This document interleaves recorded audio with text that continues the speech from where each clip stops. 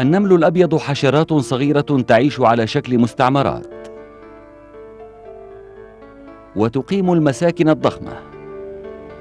لوازم إنشاء المسكن: القرميد الذي جهزته النملات العاملة من الطين المتكون من التراب وإفرازات أفواهها.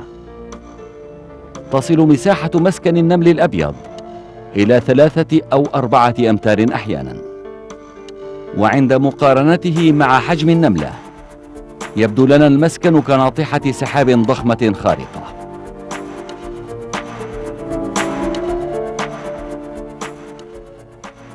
مساكن النملة هذه مليئة بالممرات العميقة، وعلى طول هذه الممرات يعمل 1.5 مليون نملة بتناسق تام. وعند التدقيق في مقطع عرضي لهذا المسكن يبدو داخل هذه الممرات بهو خاص للملكة، وأقسام زراعية، ومخازن، وأقنية تهوية.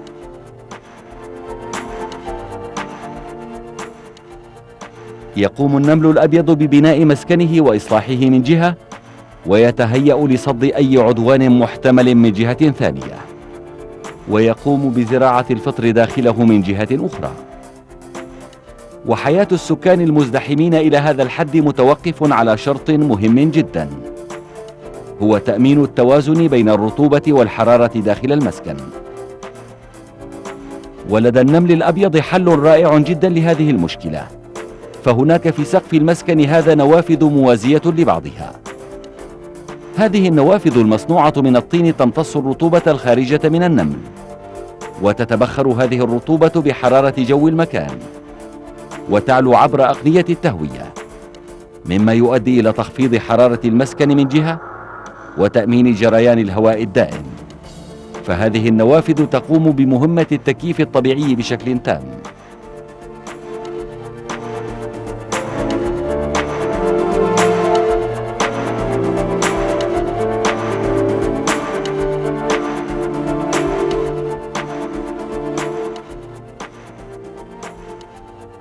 للنمل أمثلة محيرة أكثر في علم الإنشاءات.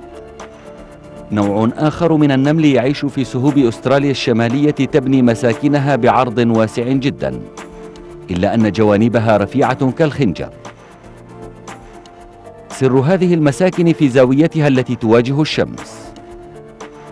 تبني هذه النمل مسكنها بزاوية إلى حد أنها عندما تكون الشمس مستوية وقت الظهر تدخل قسما صغيرا من سطح هذا المسكن فقط، وهكذا تخفف الحرارة إلى أقل ما يمكن.